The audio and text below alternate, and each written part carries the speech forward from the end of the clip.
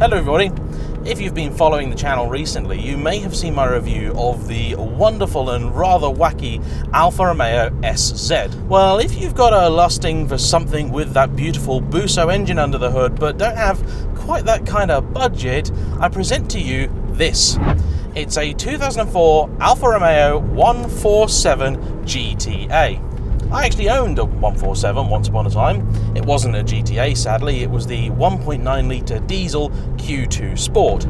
However, I do have very fond memories of that car, and the 147 is a most rare thing in that it's a car that I've owned previously that I would genuinely consider owning again. What doesn't help that lusting is this, the GTA.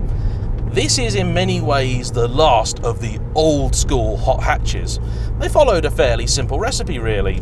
Take our stiffest, sexiest looking body shell in our smallest car and shoehorn the biggest engine we possibly can into the front of it.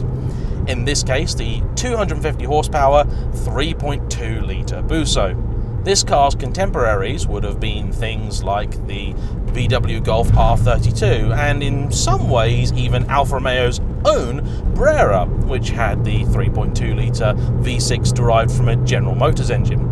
This one is pure Alfa Romeo. I mean, if you are ever in any doubt that this is an Italian car through and through, all you need to do is look at the engine bay and look at the interior. That is a beautiful, stunning engine. I mean, it is without a doubt one of the prettiest engines ever made. And it's such an Italian thing to spend an awful lot of time worrying about how good the engine looks.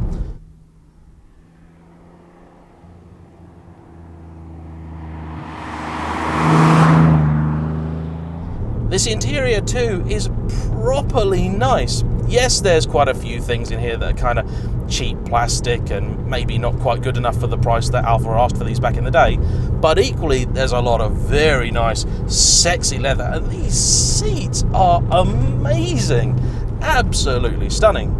In keeping with old school tradition, this car has a 6-speed manual. Now, there was actually an automatic box available for the car that wasn't a traditional torque converter auto, it was a sequential manual type thing. Alfa Romeo called it Speed, and if you're looking at buying one of these, keep an eye out for those. They do appear, and it's not going to be the greatest box. I've never driven a car so equipped.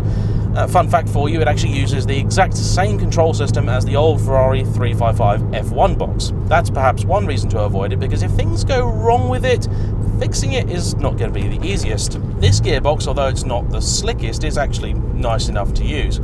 It's a touch on the vague side, but that really is a fairly harsh criticism. You certainly know what you're doing with it, but I've gotten used recently to some very nice gearboxes, and this just isn't quite up there. This car is not entirely standard. It's got the obligatory exhaust system, in this case it's one provided by Auto Delta. It's also got some coilovers, those are Novitec's, and it's got IBAC anti-roll bars. The car's been serviced and set up by Auto Lusso, and we're going to find out just how it fares on a typical country road.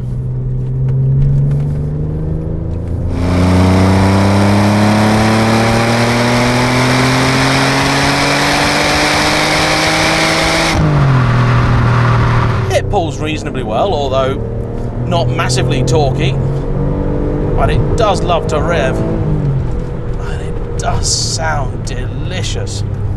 Now, the steering is a curious thing. It is both very light and full of feel. This car has been fitted with the Q2 differential. The early GTAs, for reasons known only to Alfa Romeo, were fitted with open diffs. These days we've learned of just how important it is that any front-wheel drive car with big power figures gets a diff, but back then they didn't really seem to worry about it. Alfa did eventually realise that that was a problem, and so they came out with the Q2, which is a Quaife-made limited slip differential, and it makes a huge difference to the handling in these cars. The steering is really quite light, but it does actually talk to you. It's really quite weird. It's like somebody shouting at you, but from very far away. Most odd.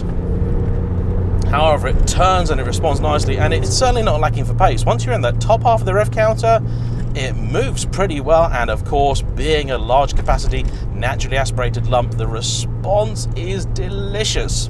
At one point in the past, I owned both the 147 and the Brera. In some ways, the Brera is a replacement for the 147, although officially speaking, that was actually the Giulietta. I mean, both the 147 GTA and the Brera are 3-door hatchbacks made by Alfa Romeo with 3.2-litre V6 engines in them. The Brera certainly feels like the much nicer, more expensive place to be, and indeed that interior is one of my favourite of all time. Unfortunately, it did suffer from a couple of problems. Number one, the way that they've styled said car means that there is basically no room whatsoever for passengers in the back. These are actually very good on that front, and they indeed have a very generous boot. It's quite odd, really. This is not really any bigger in footprint than the Brera. In fact, it might even be a bit smaller, but it is far more capacious on the inside. The Brera, although the engine puts out officially about 10 more horsepower than this, has its performance blunted by the car's rather significant weight penalty. How significant? Well, and this is absolutely no word of a lie, the 3.2-litre Brera is 380 kilos heavier than the 147 GTA. The GTA weighs almost exactly 1,400 kilos in the real world, and the Brera is close to 1,800. That's just obscene, absolutely ridiculous. And because it weighs so much and has a very nice but almost useless permanent four-wheel drive system, yeah, fuel economy does suffer somewhat. Now, these are not going to be great on fuel, of course they aren't, but on a long run, if you're being sensible, they can be a little better than you expect. But if you're expecting diesel levels of fuel economy, probably best to look elsewhere. As it happens, this car is used as a sort of high days and holidays car by its current owner. He previously had a 156 GTA, and so Alfa Romeo is rather in his blood.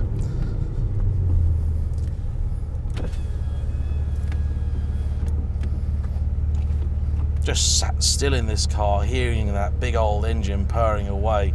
It's really quite magnificent. I suppose people that have sort of bought into the whole Golf R thing and all that sort of stuff, look, I do like those cars, but there is something a bit magic about these old school hatches. And the thing that really dates the car the most is the sort of center console down here. The stereo is ancient, the aircon and climate controls are all a sort of embarrassingly cheap feeling. Even on the cheaper models, they weren't quite good enough. But you know what? It's an Alfa Romeo. It's never going to be a perfect thing.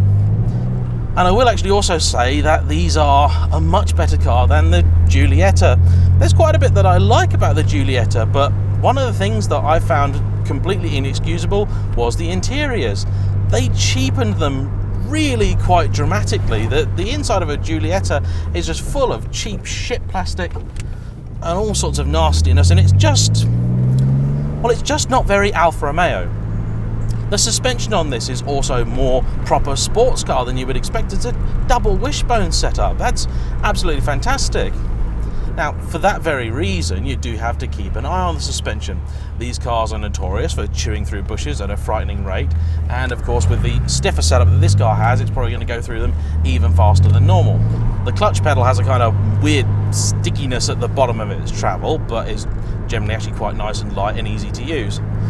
Throttle pedal is perfectly progressive and predictable, and for driving around town, the gear shift is actually perfectly pleasant. It doesn't fight you at all. It's a very smooth shift, but actually for a sporty car I tend to prefer a little bit more resistance and a little bit more accuracy in my gears. This car's also got a Bose stereo in it for what little good that'll do, but of course with something like this the best noises come from out the back.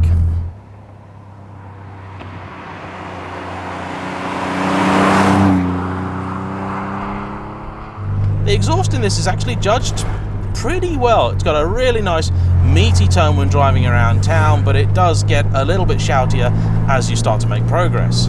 You can heel and toe pretty easily too. And actually, when you want to do this kind of thing, it's great. Really smooth, really easy. That Busso engine, I know it's very well regarded and it's basically a sacred cow to Alfisti, but by the time it came out, it was a bit past its sell-by date. I mean, yes, 250 horsepower out of a 3.2 litre is all right, but BMW were getting nearly 100 horsepower from the same capacity in the M3 of the time, so it's not really a fantastic achievement. They're also not quite as durable as the older 2.5 and 3 litre versions of the engine. It seems with the 3.2, Alfa kind of took it about as far as they could. One thing I will say for this car though is that it generally feels pretty well put together.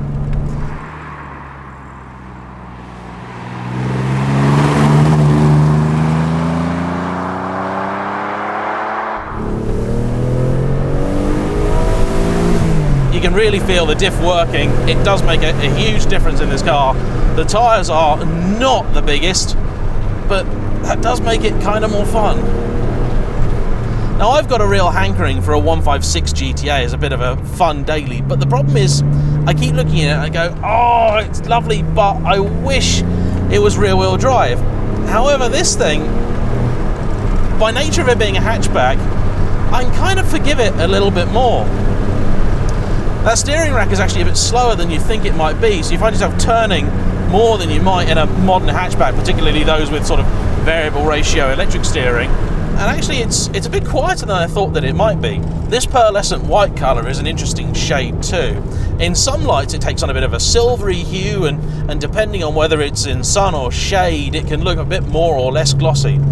For me, the only colour combination would be either red with gold wheels or perhaps the very sexy blue that they did, because they actually do look quite stunning. In fact, I'll give Kieran a bit of a shout out if he's watching, because he has a very nice 147 GTA that he did have quite modded up, and that looked stunning. If you do want to do things to these, there are parts and things about for them, but of course they're not going to be as plentiful or as cheap as, say, for the Golf crowd, just by sheer lack of numbers.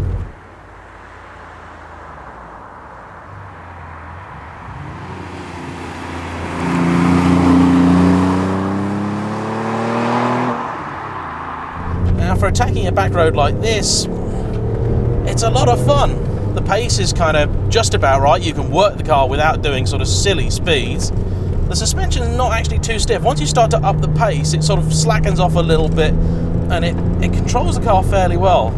You can feel the anti-roll bars doing their thing.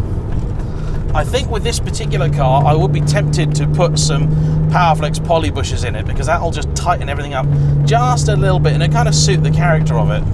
You can thread it down these roads wonderfully. The view out is great. Visibility in these things is fantastic.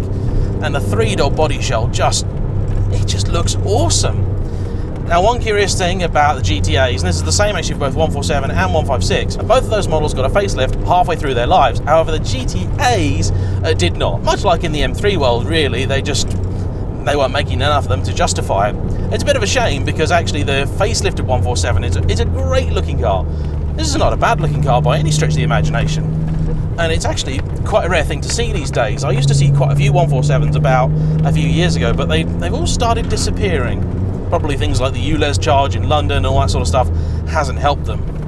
Tax on this car isn't actually completely hideous either. I thought it might have fallen into the highest bracket, but it actually doesn't, so that's a bit of a bonus.